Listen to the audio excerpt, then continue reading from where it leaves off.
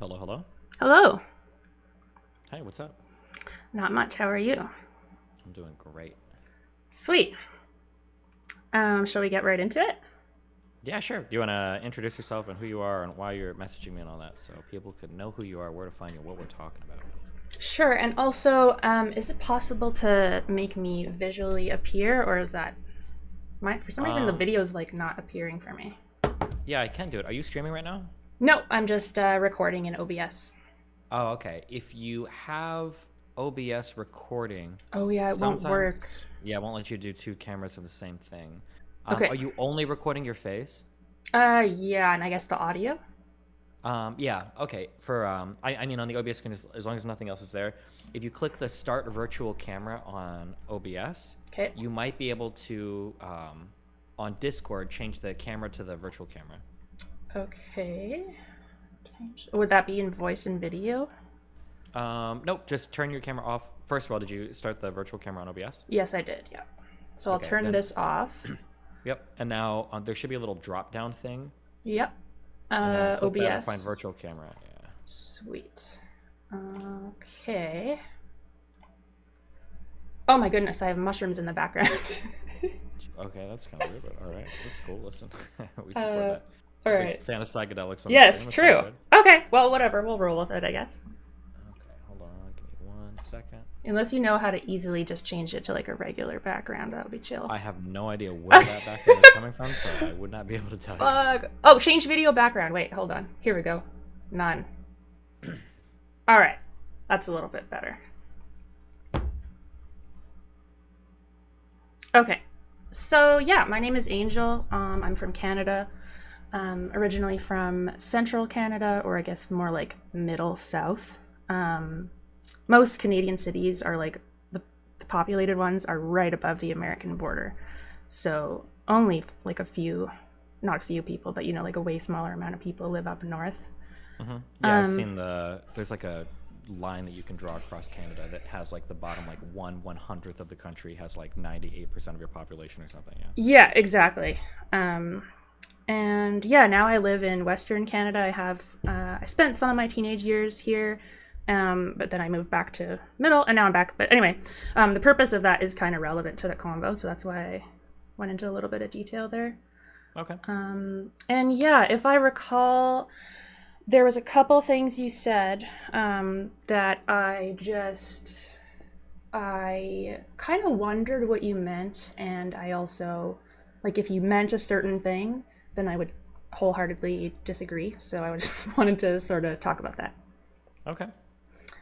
So the first thing that I heard you say on stream was that you think land acknowledgements are cringe. And I wanted to just kind of investigate first what you meant by cringe. So I'm assuming by cringe you mean silly, unnecessary, or something that like shouldn't exist. Yeah, basically, yeah. Okay.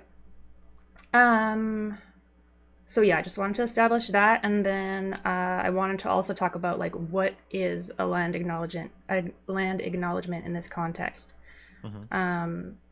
So I've linked a couple things in case we like don't agree exactly on what that is, but Okay. in like depending on where you are in Canada, it reflects how I guess you would say like the Canadian government, although it wasn't that to begin with, right? Because it was like all these different parties sort of vying for territory. But it's kind of like to reflect on how the land may have been had an agreement on, which are called treaties, or in British Columbia, there actually were no, I don't think there's any treaties in British Columbia. So that's why people in BC say that the land was unceded, which has its own flavor in the land acknowledgement lexicon, I guess. Okay. Yeah. So I guess my first question to challenge what I think you might have meant is it not like a super privileged and kind of shitty thing to completely ignore the past slash present injustices that the Indigenous people feel or have experienced? I would say that I think it's important for us to incorporate through our education, like the histories of our countries. I think it's important to study history as it happened and not necessarily as the glossed over version that, at least kind of when I was a kid, we were kind of taught. So I think that efforts to do that, I think, are good to have those kinds of discussions.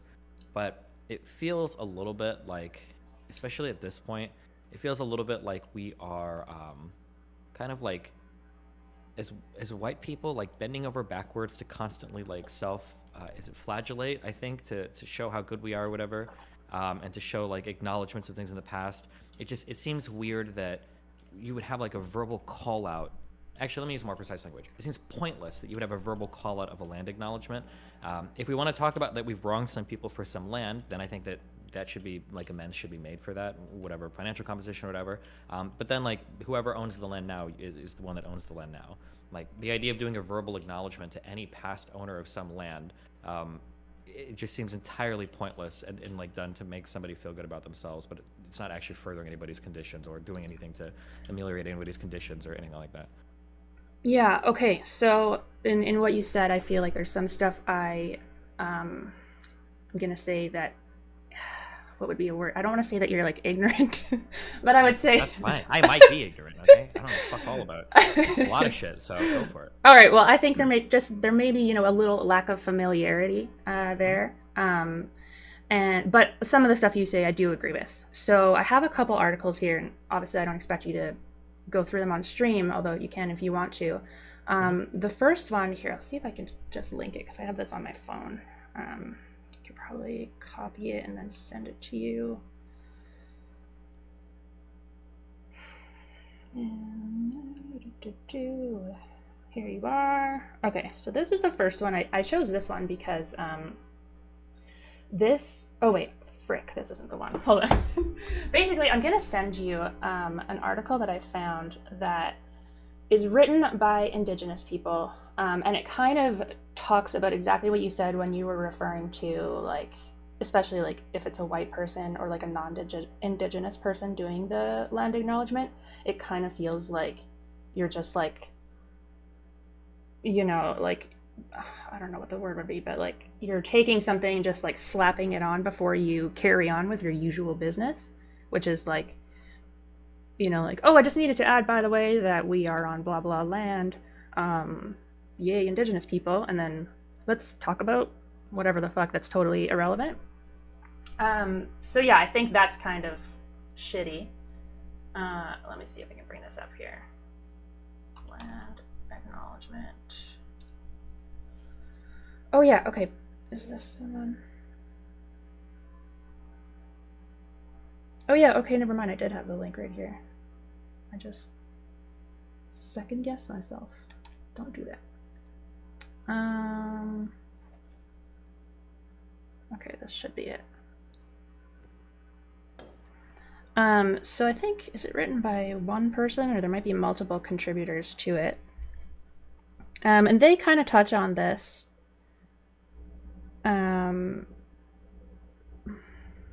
Like, when formulating a land acknowledgement, the territory you recognize depends on your location. So of course you have to be like, you have to understand what location you're at, and you shouldn't just like.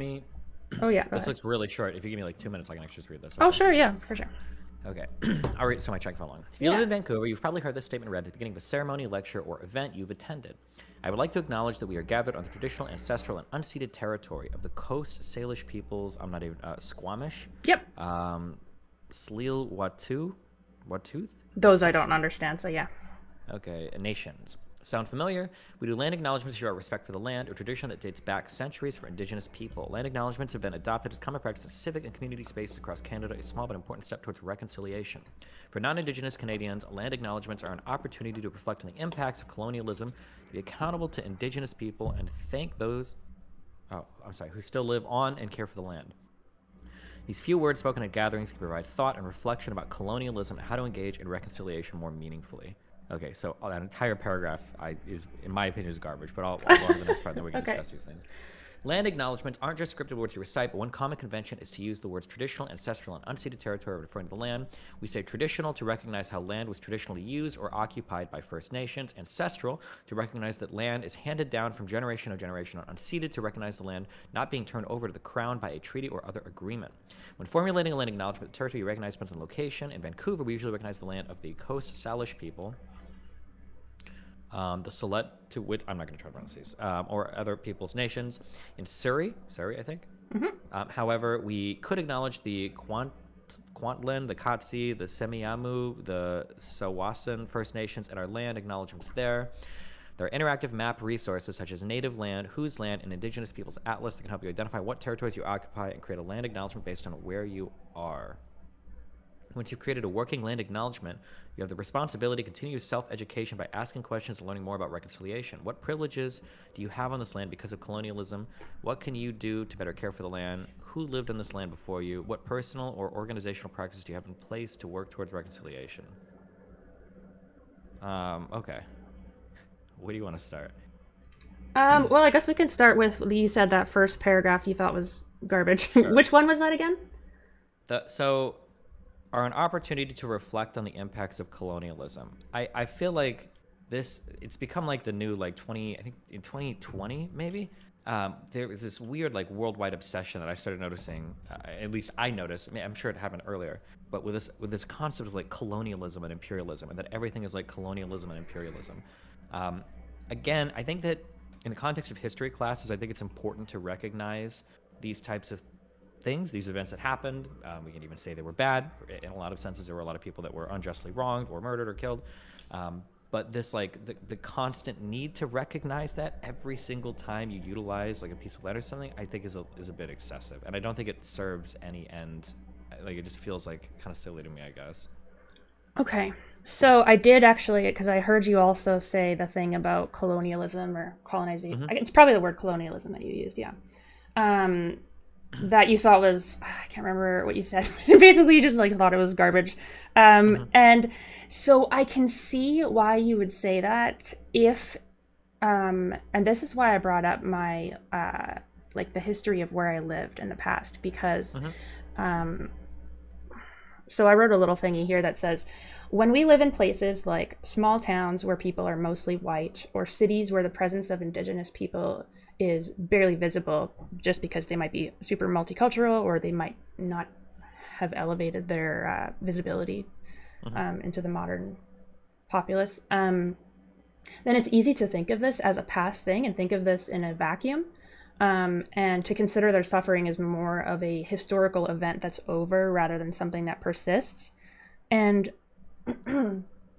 so when I lived in central Canada, it's the opposite of that experience.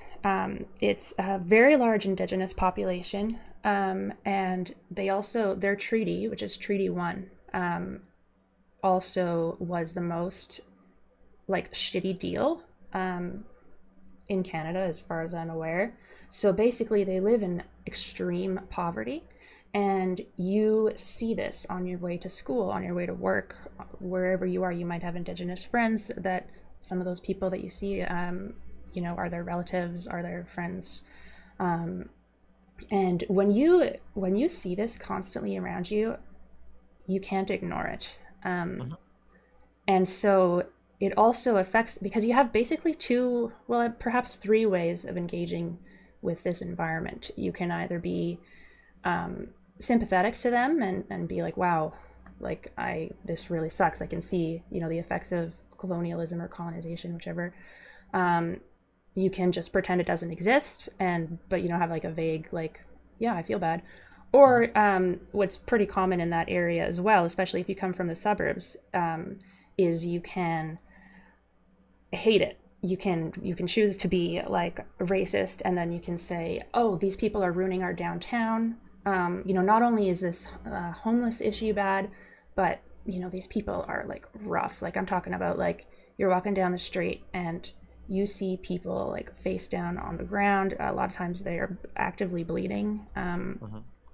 So to them, it's like an aesthetic, it's just like ugly or whatever. And so for these people, they want to like go out to restaurants or go to the hockey game is a big one. They come from the suburbs to go to the hockey game and they go, ew, why do I have to see these people? And so when you have that around you, it's a lot harder. And I imagine for people that are familiar with living on the reserve as well, that's an experience I'm not familiar with. But you may or may not know that a lot of the reserves are like a third world conditions with like no lack of drinking or no drinking water and a lack of a lot of resources. Excuse me. So on one hand, I totally get why you would think, or why someone could come to the conclusion that, yeah, this doesn't really serve a purpose, but like making a land acknowledgement doesn't really serve anything but to kind of make myself feel better. But at the same time, I guess my question I want to pose to you ultimately here is like, so you said earlier about including it in education. I'm assuming you mean like public education? Yeah, like going to school. Yeah. Yeah. So like, yeah, like grade school or whatever. Um, Other than that, let's just like put a pause on that. But what do you think would be like if you, because in my heart and mind, I don't think you can just go like, oh, I'm going to school, we're learning about these people, oh, they got screwed, and kind of like the way that in America, I'm assuming you all sort of learn about like what happened with slavery and stuff. Um, but then obviously there's still issues that are in society. So on one hand, I do agree with what you say, like, you can't keep going, oh, these people had this land however many years ago, let's keep like being some sort of subservient, do you get what I'm saying? Like, what's the best way to move forward without, go ahead. So okay. So I'm going to try to explain your position. You tell me if you think I have a decent understanding of it. So Yeah. we're coming from the same place. Well, we're coming from different places, but so I at least understand your position. Sure. So the suffering of Indigenous peoples under Canadian colonialism or imperialism isn't just an artifact of the past. It's something that persists to this day. If you go into any community and you see where Indigenous people are, whether that's on their own reservations where they live in poor conditions, or whether that's in major Canadian cities where they live in poor conditions, you can see that the suffering that began by colonialism is something that persists to this day. And that land acknowledgements, I guess, are one step towards kind of acknowledging that. Is that fair? Yeah, it's one step. It's obviously not a comprehensive thing, but yeah, sure. Of course. Okay, so I'll make this is the harshest statement that I have. That maybe we disagree here. I don't think I care much about like conflicts between nations or peoples before like the 1800s. I think that the rules of the world were dramatically different back then, and I think trying to apply our moral standards of today to right the wrongs of our ancestors in like the 1500s, 1600s, 1700s, I think that that's a game that if ran recursively, like you could do that until the end of time. Like there might be Indigenous tribes in Canada that need to be penalized today for how they treated other Indigenous tribes in the past. Or like you could run that back so far. I think that if there are people that are suffering today in Canada that are either Canadian citizens or Indigenous citizens that are protected by Canada, then I think that it would be good to look at how you can rectify their conditions today. But I think doing it in this weird otherizing lens where it's like, you're poor because of colonialism and that's why we need to help you, rather than like, you're poor and you're a Canadian citizen and we need to figure out a way to help you, I think is like a toxic way of approaching like how to rectify those people's conditions.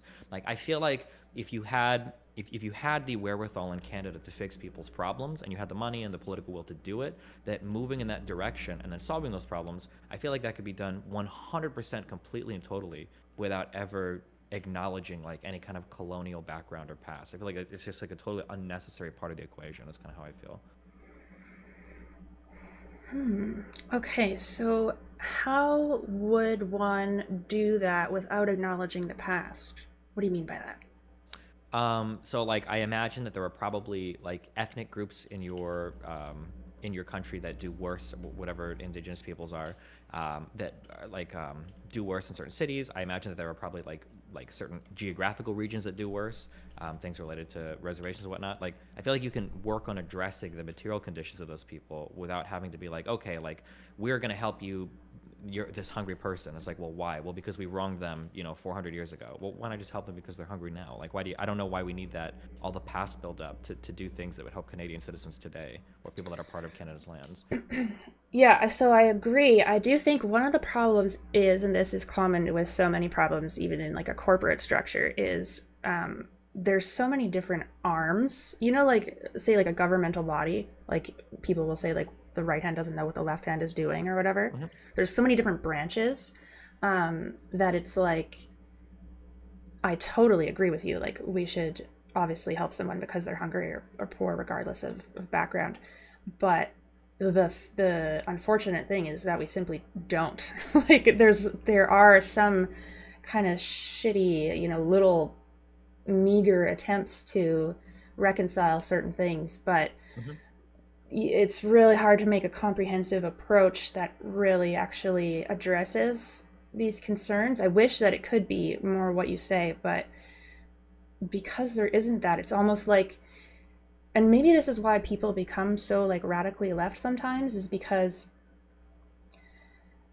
they are unable to actually get the foundational stuff that would be really useful. Like, I don't know, if we don't have food stamps in Canada. So if we could get something like that, or, access to better water or whatever. You've got to have some kind of assistance. I've never heard of people like, unless I'm totally ignorant, I don't hear about people like starving to death in Canada, right? There We must have, be some kind of assistance. there is, yeah. We have social assistance, and then there's various other things depending on if you have a disability or there must be more that I'm not aware of.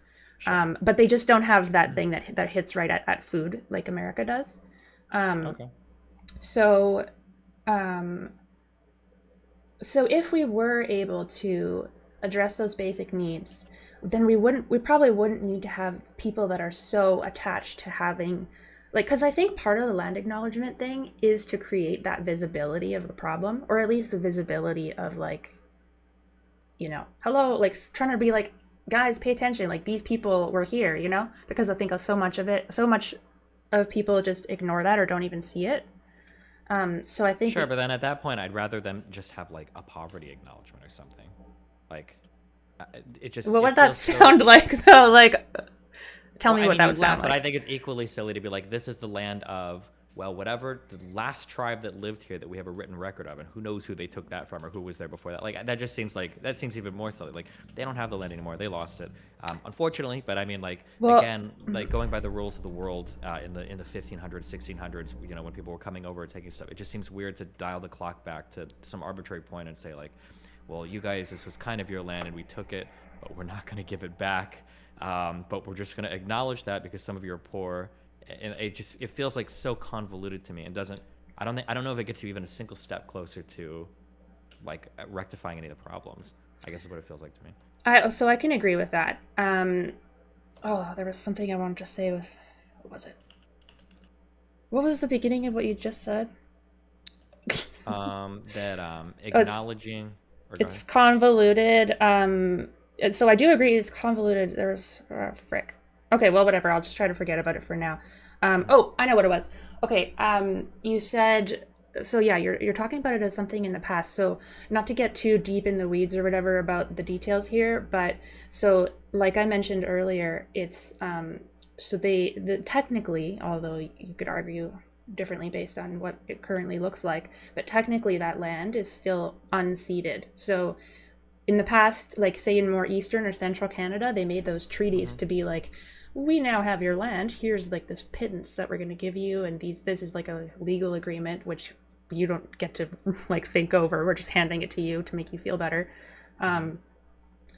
Whereas in BC, British Columbia, the land was never actually, there was no legal agreement that occurred. So, but I'll pause if you don't mind just holding that, like pinning that, and then before I forget, I just want to mention. So yeah, some of the stuff is already agreed upon in the past, but there's still active stuff that's going on which defies the existence of like the loss of land in the past.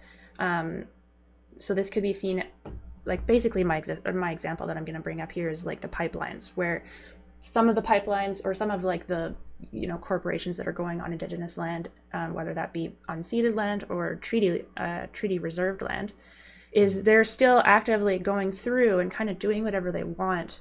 Um, so even more land is being lost. Like, you know what I mean? Like, it's not just something of the past. It's like we gave them some land, Hmm.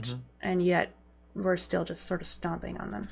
Sure, I understand. So for the first thing, so I hate the phrase unceded land, right? I'm guessing that like probably 100% of the territory on the planet is unceded, right? At some point in time, somebody conquered and stole it from somebody, right? Mm-hmm. Like every single European country. As bad as my history is, I know that every single European country is unceded land because somebody conquered it from somebody else at one point or another. Mm-hmm. Um, so like just that concept in and of itself, I think is it rings a little hollow to me. And then in terms of like current day treaties being violated or current indigenous people being violated, if that is the case, I feel like you have a framework by which to address and deal with that that doesn't ever require you to say like, well, 300 or 400 years ago this happened. Like you can just say like this is wrong because of what's happening now. Why dip so far into the past to try to find justification for current wrongs, to condemn current wrongs? And when you say dip so far in the past, what do you mean with that? That like, well, this is wrong because the land was stolen from us 400 years ago. Like, why not just say like, well, there's a treaty in the book right now that says that a corporation shouldn't be able to do this on your land, and then you address it Yeah. from there. Yeah. I wish that there was people that could speak for them like that, because I mean, there's just so many, like I said earlier, about like there's so many different bodies, and I think some people are trying to do that, like the people who are actively fighting the pipelines, but Hmm. then it's also these people are suffering from um, a lot of trauma that it's kind of hard to get those people to be like on their best, uh, to get them to be like in peak condition to fight against the things that they're currently facing. Hmm. um, I just want to touch on something that you mentioned. So in the past, you said like you don't like the term unceded because Hmm. all land is potentially unceded. But so I want to kind of just push back with my retort here, which is we live in the like an information age now where we're so much more aware, and we don't really wage war like everybody's really upset right now about what's going on in Ukraine, because I don't Because it's think. crazy that a country is going to war with another country and then trying to take territory from them. That in terms of Mhm. how the rules of the world have gone from World War II onwards, that's something you don't really do. Yeah, I'm with you on that. Exactly. Yeah. Mhm. So I think because we're much more aware now and we can see how like it's just like such a shitty thing to do that doesn't really work in the modern age. It's Mhm. like, but since we have this information, I think that's why we have to be a little bit more accountable um, when we reflect on the situation with Indigenous people in particular. Is like some of these injustices it's still trickling down today, whereas like in Europe or in let's say like in the Mongol Empire's area, right? Like Mhm. actually there might be a ton of shit going on there that I'm just not aware of, but at least in Europe you don't still see people like, oh, like 500 years ago, the Celts came here and now I'm suffering because of that. I mean, maybe that's a thing. I'm not aware of it being a thing. Mhm. um, so I think it's just a little bit different, so to draw that comparison is maybe just not accurate. Um, Wait, why isn't that accurate? Hold on, I followed you up to the last part. Okay, Because I was so gonna say in Europe, like land has been taken way before World War I and II, right? That like mhm. these people have been, well, arguably, if you look at like Yugoslavia and how every single constituency of that place wanted to kill every other single person. Like even in the 1900s, I guess people are still doing this. But like for Europe, like the grabbing land from each other is like a tale as old as people have ever been on the continent of Europe, right? Like they've been constantly doing it. That's not just something that happened in world wars and everything, right? Exactly. No, that's kind of what I was trying to say, is like, so Mhm. if we take an example, like, and I'm sure the Yugoslavian people or the people of that area actually, they should be getting a little bit more, I don't know what you would call it, like resources or something, to, because I'm sure they're suffering, more than like say somebody in Germany who maybe they got conquered by like their surrounding area people, or like barbarians or whatever, but you don't really see them suffering and say like, oh, the Gauls were here, like, and that's why my dad has a drinking problem, right? So it's Sure. like, how do you, those are just a bit different. Yeah, I guess when I think of So, in terms of recognizing, so you're saying that we live in an information age. Okay, so tell me if I'm understanding this. Mhm. So, we live in an information age. I will ignore that. We live in an age today where we have a more sophisticated understanding of how the world ought to operate. And, one of those things that we understand is invading a place, killing a bunch of people, and stealing their land is probably not a good thing to do, right? And we can use that and kind of like retroactively analyze our actions of the past and then try to make amends for things that we've done in the past that violate kind of our current understanding of how the world should be ordered. Is that fair? Well, yeah, and I would just add also, especially since it's so recent and also so visible, how people are suffering from those recent things. What so when you say recent, are you hearkening to like the indigenous schools or That's one thing. I mean, I'm sure you've probably either read or been informed about like how the last residential school was closed in 1996. yeah, but my understanding is that like that those the last few that got closed were kind of shitty. I get kind of, but like nowhere near the level of how horrible the ones earlier than that were. That I think the last really bad ones, I want to say were closed in the 60s, but I might be wrong about that. But I know there were ones that the last ones that were closed were it was still kind of shitty, but the ones before that were way way way worse. Could be. I would still say the 60s are pretty recent.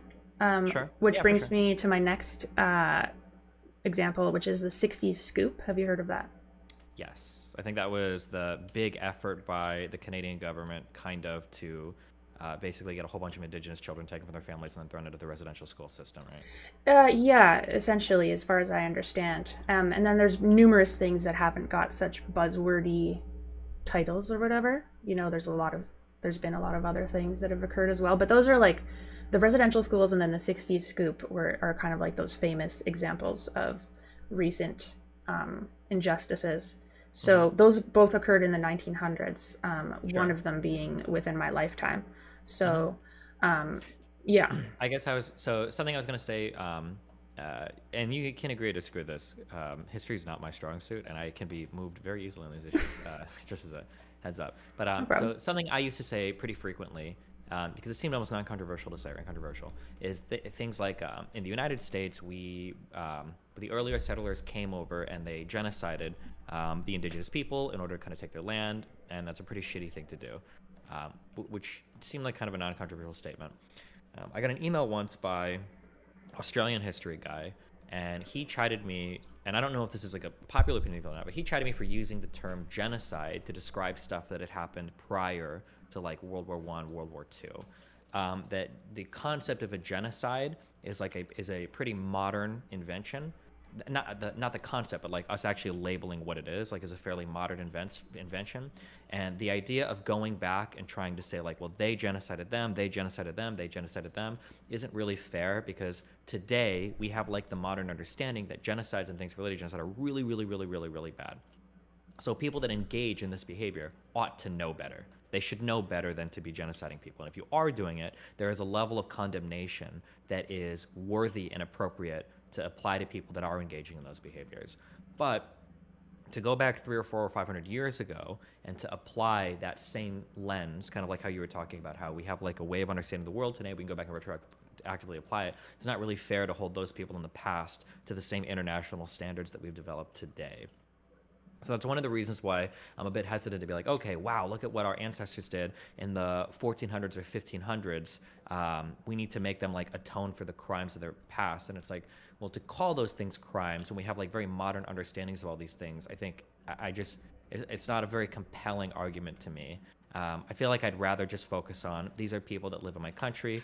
This is the suffering that they're experiencing, and these are the ways that we ought to go about like alleviating said suffering, rather than fixating on applying a modern lens of international theory to past ways that we've like interacted with people, or our ancestors have interacted with people. Okay, sorry, go ahead.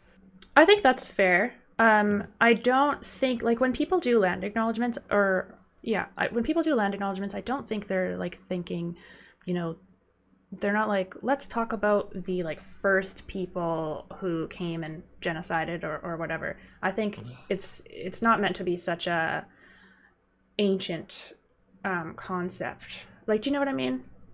Like, because you're talking Yeah, when you kind of, say yeah. but for the reasons why they try not to make it ancient, feels almost worse sometimes, because it feels like in some ways, like it feels like Canadians are very eager to say like the genocide is happening today. There's still a genocide going on. It's always happening. It's like, no, probably not. Like, I think you can argue the Indigenous schools were really shitty. You could probably argue that they were a form of cultural genocide. I don't think that'd be that controversial, especially when you're talking about like the big scoop in the 60s. But to say that like to try to go as hard as like today they're still being genocided because their living conditions are poor feels a little bit strange to me.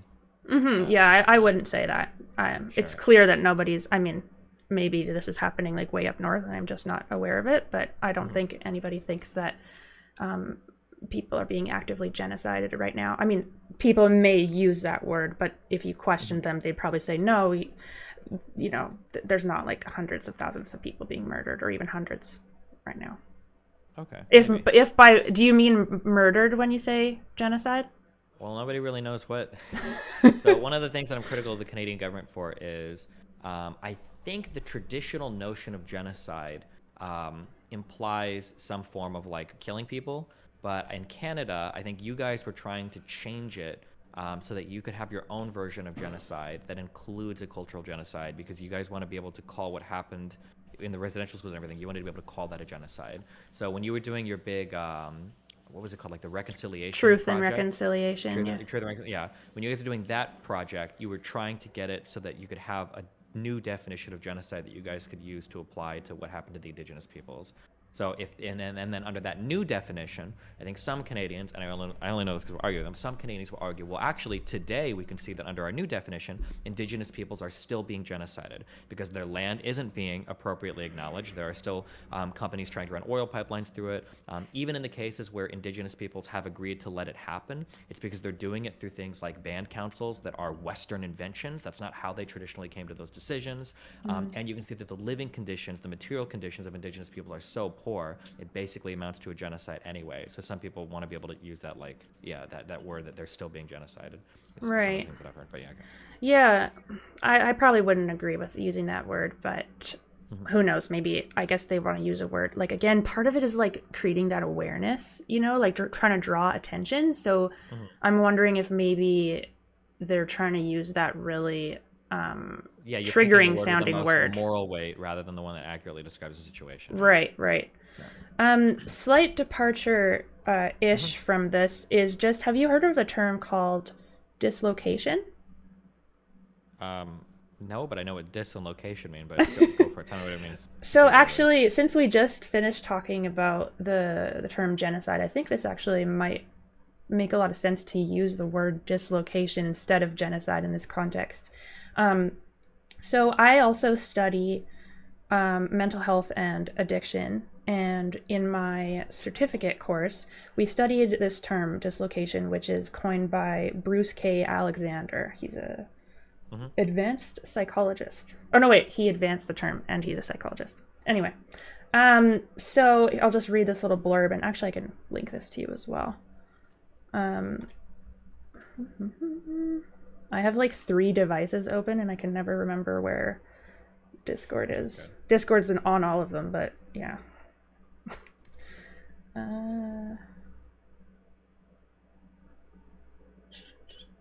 So I'll just begin to read it as I open Discord here. It looks beyond the individual and identifies addiction as adaptive response to broader societal problems that dislocate the individual from a sense of meaning, purpose, and value, driving them towards addictive behaviors. So I feel like it's basically like, yeah, a person being displaced, and that can mean like physically displaced or whatever other type of displacement. And I'm going to send it to you right now. Gotcha. I think I probably understand this through it sounds like it's basically the concept of like robbed of a purpose in society or a place to live in or a community to integrate with. You're probably more likely to engage in detrimental, maladaptive, addiction-like behaviors because you have no other purpose or a sense of community or belonging in your area, I'm guessing. Yeah, I think you probably said more than the article even says that I linked, but yeah, essentially, yeah, it's fairly intuitive. You can read plenty more than this little link provides, but yeah, I think it just might be a better term to use because, like, one can argue that the issues that a lot of Indigenous people are facing. Um, I just, yeah, because we know they're not being actively murdered right now with like a sword or a gun or whatever. So to use that term makes perhaps their like the fight for them a little bit less, I think good. one of the something that my position here is informed by more broadly is that it seems like this is it's so stupid that I even have to ask this. I'm sure you have, but like, have you heard of like the boy who cried wolf? Of course, yeah. Yeah, that it feels like people on the left have been like so eager to name everything like the worst thing ever that it becomes hard to have any type of conversation ever about certain bad things that are happening without all of it coming off as being unbelievably extreme or radical. And then like so like this indigenous like genocide stuff is kind of like it feels like one of those things. Yeah, I could say that's sort of like, and I followed a bit of what you've been talking about as well, like with the Me Too movement, where Everything obviously, is rape and yeah, and it's well, like because there's so much to actually, believe when people come out and say that they had something happen to them, mhm. but when you chalk it all up and to the same thing and you use the same triggering language that you would for like, let's say like a violent, brutal sexual assault Mhm. or like a gang R word or whatever, and Yeah. then you Or say like like, when it, or like every bad experience, like if like there are a lot of asshole boyfriends and girlfriends out there, but they're not all like abusive, right? Or manipulative. Like sometimes people are just assholes, but people start to use I've noticed that people have co-opted a lot of like therapy language to describe everything. mm-hmm. That yeah, that like, oh, this person is a manipulator, a gaslighter, an abuser, and it's like, no, it was just a shitty dude that lied about everything. Like it's not Yeah. it's yeah. And even a little anecdotal thing is, so back in about 2014, 2015, I was on Tumblr a lot, and I was dating a dude at the time, and people on Tumblr were essentially saying like, did you have sex when you were drunk? Rape. Did your boyfriend like not ask you? Rape. Like literally thing. And then all of a sudden I started developing like this feeling inside of me where I was like, my boyfriend is a rapist. Like I'm being raped. And I even confronted him. And he was like, wait, so you're telling me that I'm raping you? And I was just like, yes.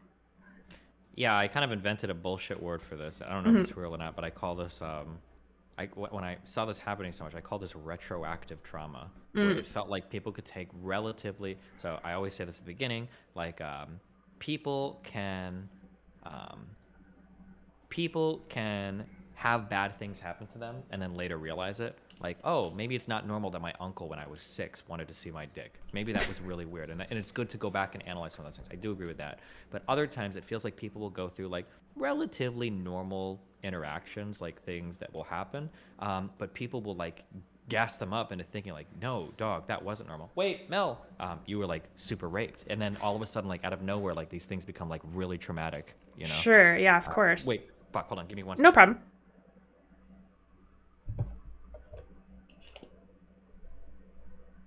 I'm so curious what's happening. Is it a food moment?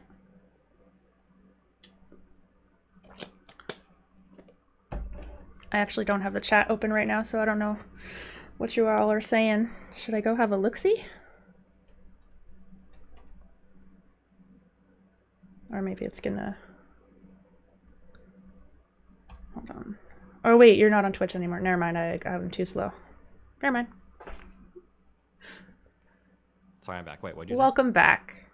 I think Yeah, you were that saying... just yeah, that like retroactive trauma that all of a sudden you hear something and now you think that like, oh my god, this kind of normal experience you had, and it'll be really dumb shit like my boyfriend tried to have sex with me when I was asleep and then I woke up and I said no and he stopped, but I think I got raped because my friends all told me that's actually rape, like dumb shit like that. I was like, okay, we have to chill, yeah. Well, yeah, and it's actually kind of just like a messed up psychological thing to either do to someone or to like culturally spread, because then you are going to feel all these weird feelings, and then you're going to like be like, I don't know if I should trust what I felt earlier or should I trust what I feel now, and then that's just going to make you into like you're just not going to know what to believe at that point. Mm-hmm. Something related to the indigenous peoples thing that really bothers me is and I don't know how controversial this is considered now, but like So like I would consider at this point, based on everything I've seen, heard, read, it feels like everything relating to the mass grave stuff that was talked about like a year ago was essentially fake news. And as a result of that, like I think it was 6 churches were burned completely to the ground, and then like 50 others were vandalized. And that seems to me to be a worrying, like, logical end to the constant obsession of like making like all current things like so extreme and horrible, and like fixating on the like otherizing of the indigenous people as like they're like their own special type of poverty that needs to be addressed. Yeah, I don't know if you have opinions or thoughts about that. Well, first, I think you might need to say what you mean by the fake news part. Yeah, so it seemed like last year the impression was given that a previously unknown mass grave was discovered where a whole bunch of indigenous children were buried. They were either let to die of a disease or killed for some more extreme people. Generally, like, oh, they died of a disease, nobody reported. They just threw them all in a hole and tried to cover it up. And obviously, that's a fucking horrible thing. And then people across Canada were outraged and started pointing fingers at who was trying to cover things up. And it seems like after some more investigation, at this point, seems like what actually happened was there were a few grave sites that were kind of like lost track of over time. They became overgrown. They weren't maintained well. Um, and then other grave sites that were like people went and they used those ground penetrating scanners when they found these other grave sites. People already knew that those grave sites were there. That's why they knew where to go and do the ground penetrating scanners. So there weren't any new mass graves discovered. There weren't any unaccounted for cemeteries. Like none of that was true. And I think even some of the indigenous people have come out and said as much, that like, yeah, none of these are new. We knew they were there. We just kind of lost track of them over time. But there were no new mass graves. But as a result of that news, like terrorism basically happened in your country. But I don't think they would ever call it that because it was on behalf of indigenous people, not white people. But Yeah, so I would have to do my own research a little bit more to kind of just verify what you're saying there, which I think is That's fair. potentially accurate. Mhm. Because when I only read a few things on it, and from what I read, it looked like it was, it was pretty disturbing information that was coming out. For sure. So you're saying that the mass graves were not they were, or I don't know if they're actually mass graves. They're just graves of multiple bodies. Cemeteries, yeah. There is not a single, and my statement sounds extreme. And if you're not familiar with this, I would never trust somebody saying this in the middle of a debate. I've had enough people lie to me about shit. So it's fair for you to be skeptical. So I'm not like blaming you for that at all. Sure. But yeah, like if you go and look it up, like, so one thing you can Google is there has not been a single body. They talked about exhuming these bodies to identify. I mean, there's not been a single body exhumed in the years since these have been identified. Not one has happened. And two, none of the grave sites that were quote unquote identified by these ground penetrating radar scans, none of them are new or previously unknown about. Those are like two pieces of information you can go and look up. If there's something that contradicts me at this point, because there's been something new brought out over the past week or two, then that'd be cool. But to my understanding, both of those facts are true. And then if true, I think they're both pretty troubling because a whole bunch of shit happened in your country as a result of like those two factoids that everybody thought the opposite of. Yeah. Yeah, so I'd have to look that over and just see like, yeah, what were the number of bodies really? And I don't even know if the information is very available on that because there's probably so many stories that just ran with, like the larger claim.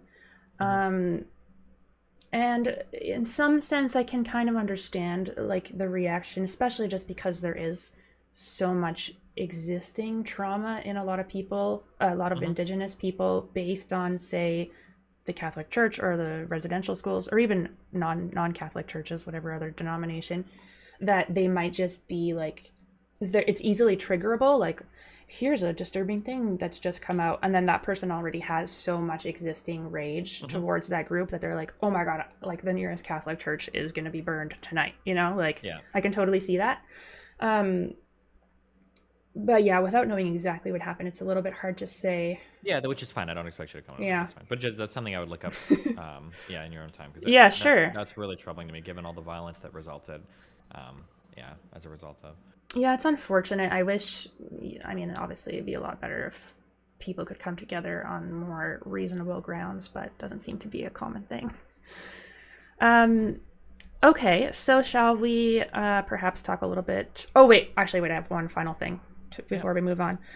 Just as a little sort of funny thing, I thought it was funny at least, it's kind of like a little metaphor for how Indigenous issues are often treated in Canada, where like, kind of like what you said about land acknowledgements, it's like we attempt to pay them some tribute or to say, we recognize you, or we honor you, or whatever, or thanks for your land, or whatever the case may be.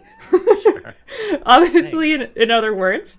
But then it's followed up with oftentimes very little action.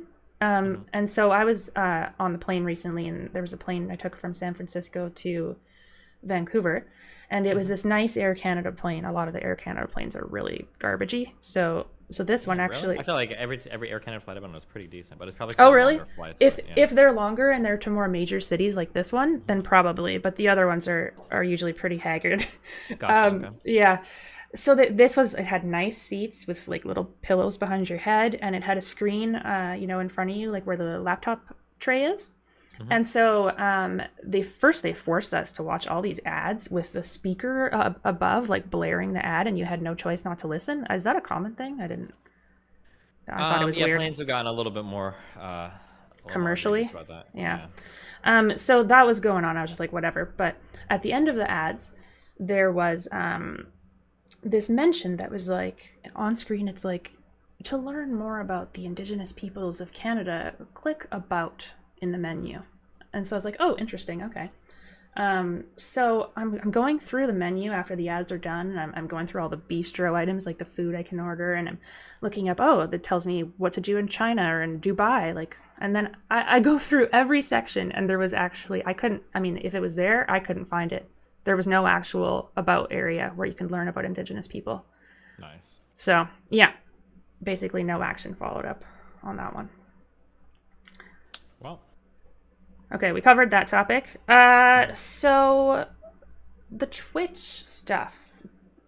How do we begin that one?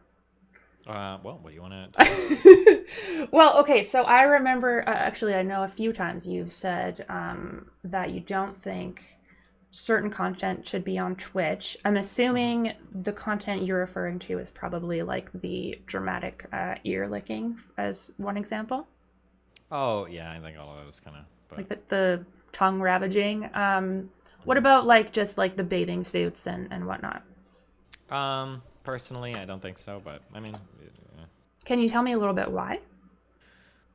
yeah, I think that there should be. It feels like they're for commercial reasons, and then maybe for moral reasons. Although I have kind of my views on sex are really really open, so probably incongruent with most societies. But like I think that for business reasons, I don't think you should be mixing sexual and non-sexual content because it like advertising and everything is going to be threatened pretty hardcore if people are seeing that that's happening. And then I guess for moral reasons, it's kind of weird to have sexual content on a platform that is pretty inviting to children. Um, yeah, so those are Okay. the two big reasons. So I don't actually have any notes prepared for this one like I did for the Sure. Indigenous stuff, but just off the top of my head, so I think sexual content is often mixed with non-sexual content, and my first thing that comes to my mind is like rap videos, right? Yeah, So like I there's think. I've been watching rap videos since I was a little kid, and there's been a lot of booty, a lot of boobies. That's it. Yeah, I agree. I think sometimes that gets a little bit weird too. Um, I remember even feeling. I remember feeling even a little weird. Are you? I'm 33. Are you around my age or? Yes. Okay, yes, we'll say yes. I remember even feeling weird a long time ago with that first Soldier Boy video came out, the Superman one or whatever. I don't know what it's actually called. Or no, is it called Crank That? Yeah, Superman cranked that hoe or something. Yeah, something like that. But like the music video opens with like two little kids singing the song. I feel like that's kind of weird. Oh, I don't remember that. Yeah, the music video starts off with that. I was like, that's kind of strange. But yeah. Yeah. So I agree that it is the case that oftentimes like some pretty sexual content can get mixed with pretty non-sexual content that ends up getting consumed by children sometimes. Yeah. Right. Yeah. And I would like, I'm not sure exactly what else. Probably movies.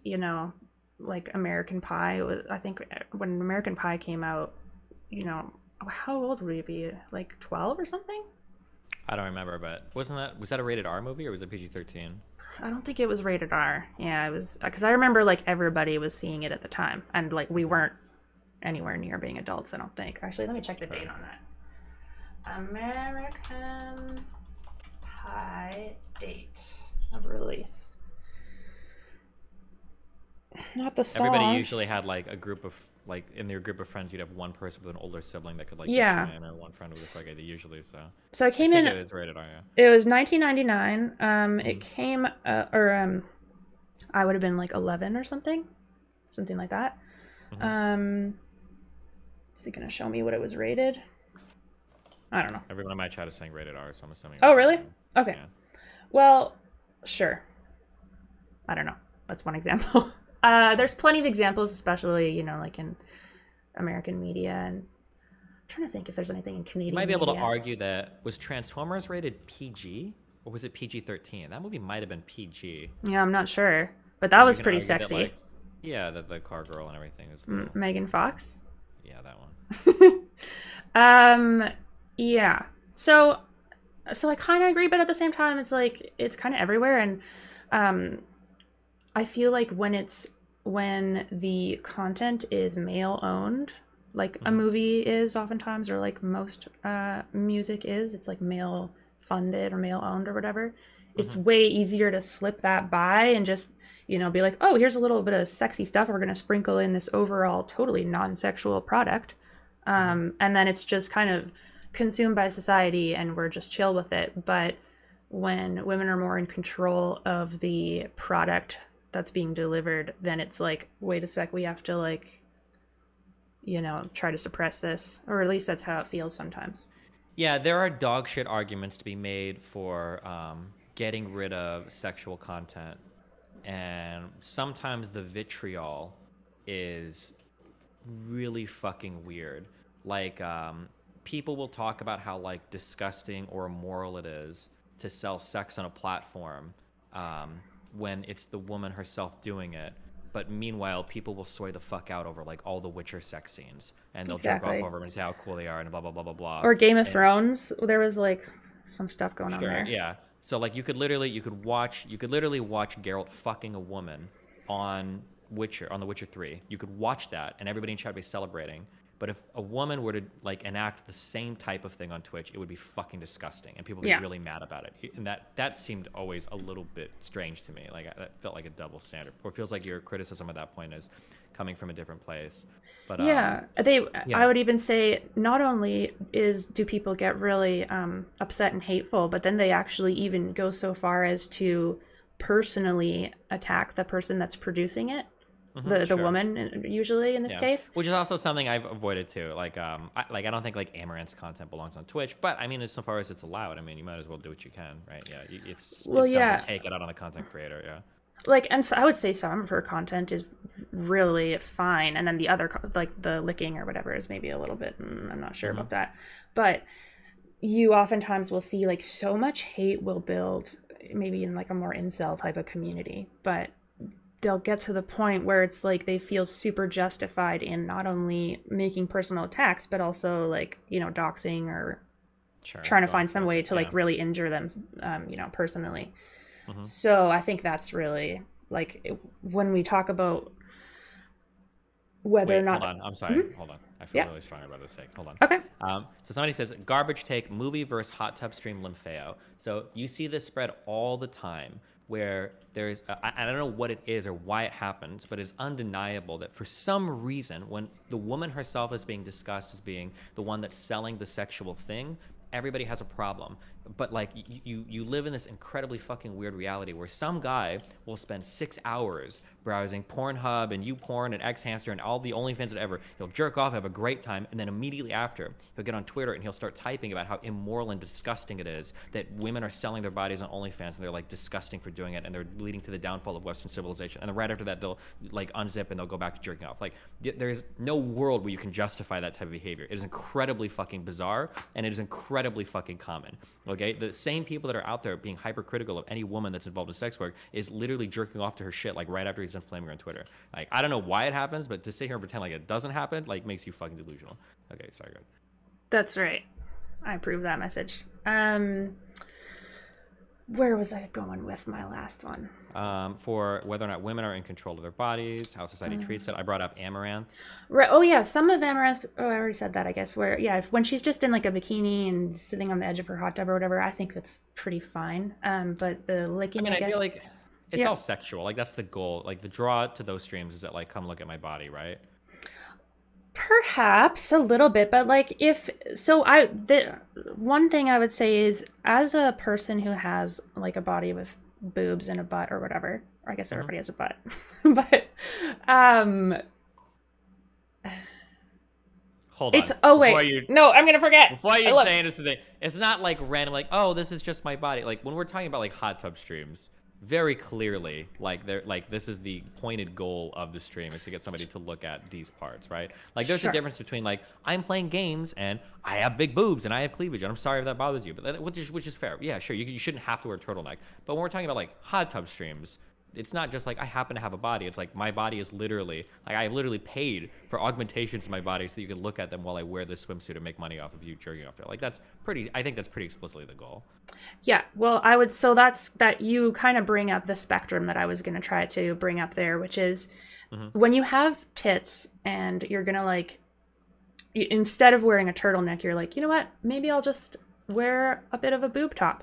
Um, Sometimes, like, there's a spectrum, like, of how much sexuality you sort of bring into your image. And sometimes that's consensual to yourself, like you choose to wear like a lower cut top, or you choose to, I don't know, have like a like join my 18 plus discord or whatever.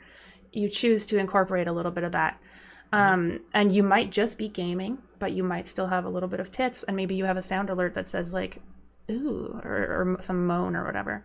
Hmm. um, but you know, you can increase that incrementally, but there's no moment of the stream or of the product that people aren't going to sexualize you at all. It's kind of just a reality that even if you do have a turtleneck on and like very little makeup, and obviously I'm not referring to like Amaranth in this case, I'm talking about like smaller creators Hmm. who yeah maybe make a diverse array of content.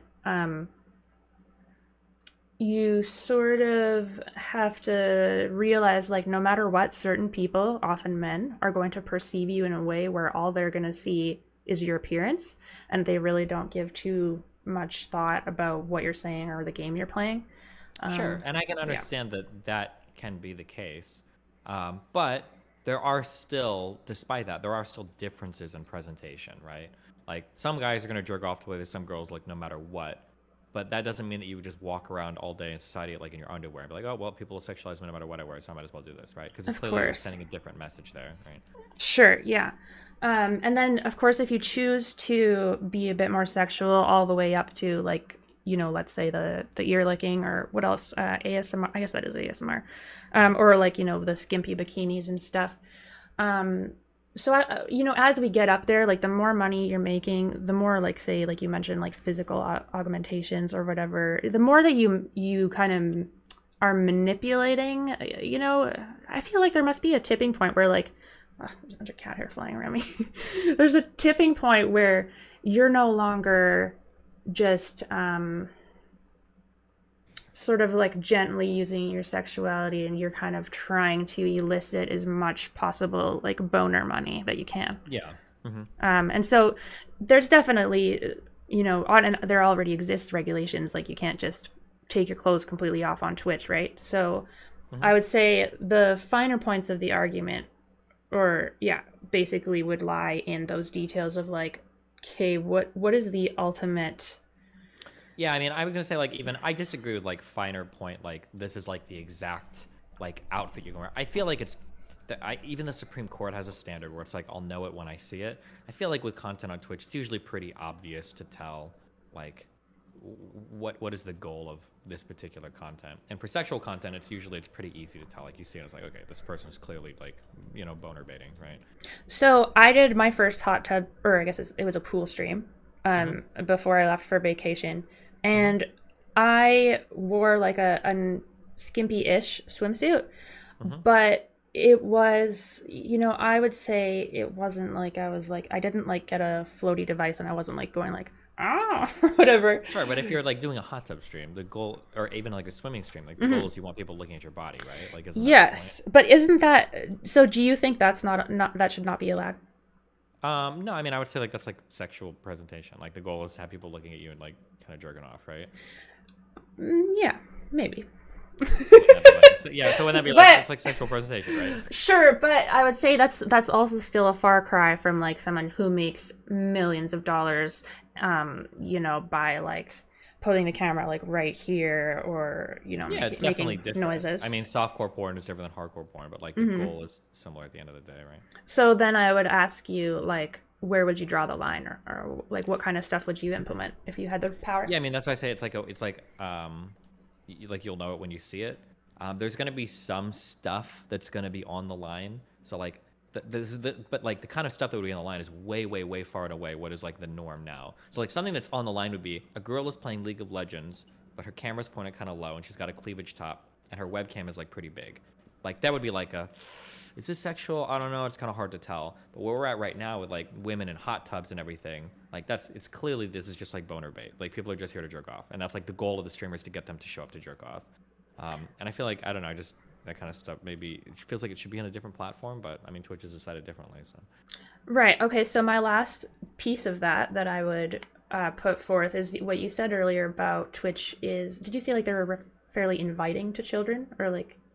Yeah, I mean, I would feel like a platform that talks about like video games, or it has and like centers that a lot is probably Because as I mentioned earlier, like I've had sexual content accessible to me, like the internet came out, and my parents bought a computer in like '94 or something, so I basically instantly found as much stuff as I could, and I was like 8, 9, whatever. Am I saying that's correct and that everybody should do that? No, but whether it was.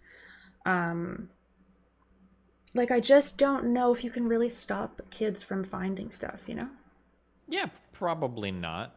Like even people who had those like nanny, what was it called? Internet nanniers or whatever. Sure. Do you remember those I things? I don't, but I'm guessing you're talking about some program that lets you like lock up what your filter your stuff. Yeah. Yeah, sure.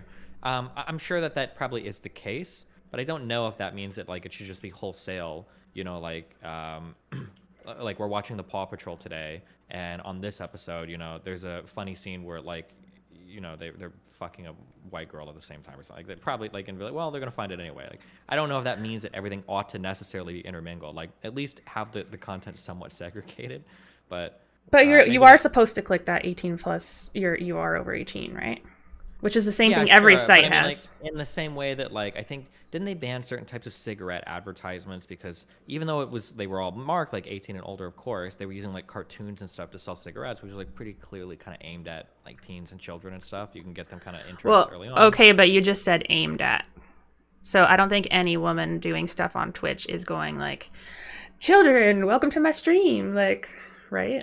Yeah, no, for sure. The individuals aren't. But the platform is for sure kind of aimed at like children by being about video games. Right? Like Fortnite is probably the most popular game on Twitch, which is hugely with like children.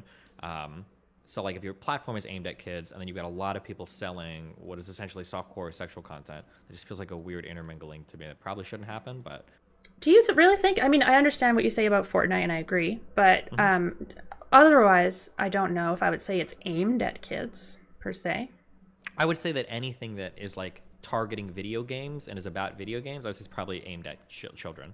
When I say children, I guess I'm talking like 12 to 18, not like 6-year-olds or whatever. But okay, yeah, I would say that anything that like has stars video games, like like, do you remember the story Toys R Us? Like, was that aimed at kids? I mean, I guess they Toys R Us was hell yeah, that was aimed at kids. Yeah. But I would say like just anything by like explicitly selling anything like that, I would say to some extent you're kind of like aimed at children. Yeah.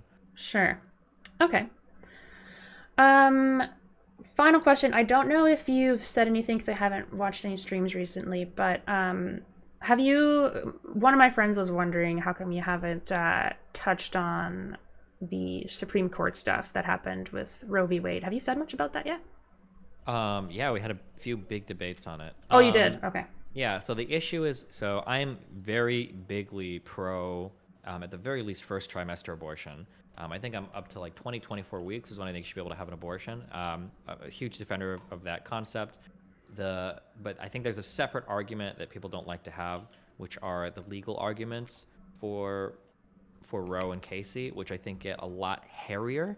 But I mean, even with that, like, I'm against the recent Supreme Court decisions for other legal reasons, especially seeing some of the concurrent opinions written. But yeah, we've talked about it on the stream for sure. Okay, cool. That's all I got. Gotcha. Well, if that's it, do you... Can I shout out my Twitch? No. Oh. Yeah, of course you can. I'm just fucking with you. What if I just clicked X on the call right then and that was it? No, well, that would have been your loss. So, no, yeah, go for it. Yeah, shout out where can people find you and all that. Yeah. You're not streaming, you said, right? No, I'm not streaming right now. Okay. I only say that because I'm banned from Twitch. So if you... Yeah, I know. That's why I'm not streaming. Okay. So my Instagram and my Twitch are both the same at. It's Angel_DB69. What does DB stand for? My porn name. Okay, gotcha. Is your real name Angel, or is that your porn name? It's my less random porn name. Yeah, it's not my real name. It's my online name. Okay. Yeah. All right. Well, thanks for calling. If you Thanks for having me. Chat about anything else, or if you want to bully me more on Indigenous things or whatever, feel free to shoot me a message. We can talk about it more in the future. Yeah. Perfect. I'll talk to you later then. Have fun. Bye. Bye.